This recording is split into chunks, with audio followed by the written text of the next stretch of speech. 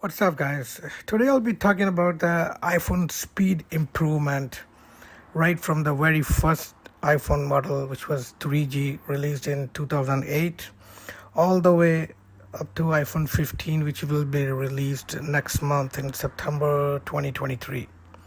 So, in 15 years, releasing one model every year, does the speed of iPhone really improve? A lot of people they don't exactly know, like hardware wise, does it really improve the CPU speed along with the cameras and other hardware components? So let's find out and start with iPhone 3G, the very first model.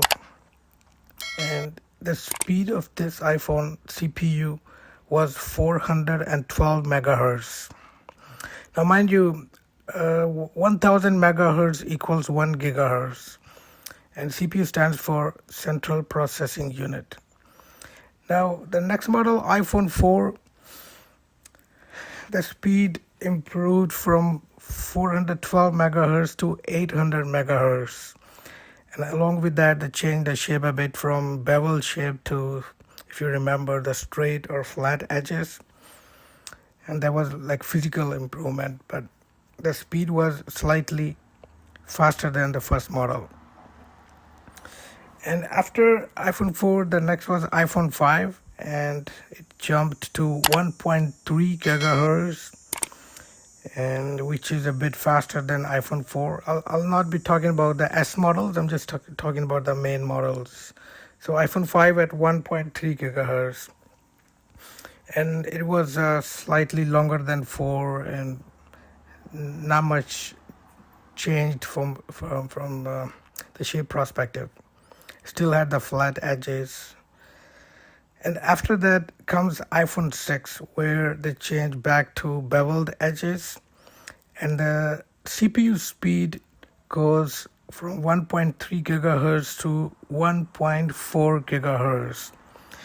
That's why you don't feel much difference when you boot both phones, older and newer model. And when you use both phones, you don't really feel the difference in speed because the difference is very, very little. And from iPhone 6 to iPhone 7, the speed jumps from 1.4 to 2.34 gigahertz, along with the quad-core CPU. Mind you, iPhone 4 had the single core, and that's in iPhone 7 they introduced the quad-core with a speed of 2.3 gigahertz, which is not bad for that time. Now, after iPhone 7, the next comes is iPhone 8, and it's also 4 cores, and 2 cores run at 2.39 gigahertz, and the other 2 cores run at 1.42 gigahertz. So the actual speed we will be comparing is from 2.34 to is 2.39. So it's 0.5 gigahertz difference from iPhone 7 to 8. And mind you, iPhone X, the next model after 8, it's a hexa-core, or it has 6 cores. And 2 cores run at the speed of 2.39 gigahertz, which is exactly the same speed of iPhone 8 CPU. And the other 4 cores, they run at 1.42.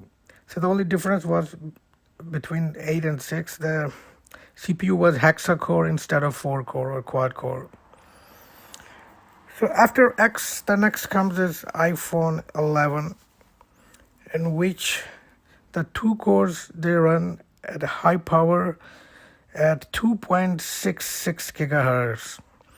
So if you compare with the X, from 2.39 to 2.66 gigahertz, and the rest 4 low power cores, they run at 1.82 gigahertz.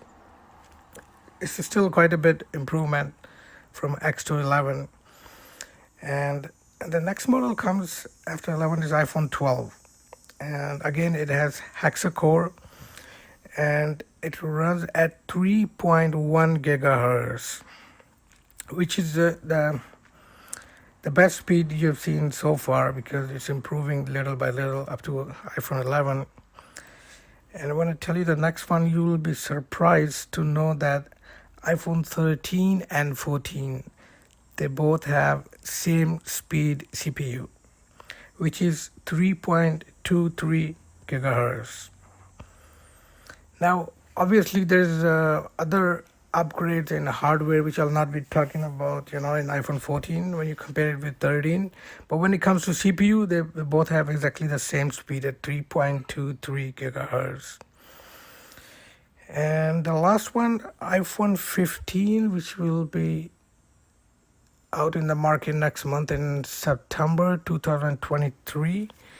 And the CPU of this phone will be 3.7 gigahertz. So that will be the fastest speed so far out of all the iPhones released so far. And if you just want to compare it with Samsung, let's say the S23 Ultra, the latest model of Samsung, and if you're just wondering what speed that runs the CPU, and that is 3.36 gigahertz. Now, if you compare it with 3.36 gigahertz, and iPhone will be running at 3.7 gigahertz, so obviously it should be running faster than S23 Ultra.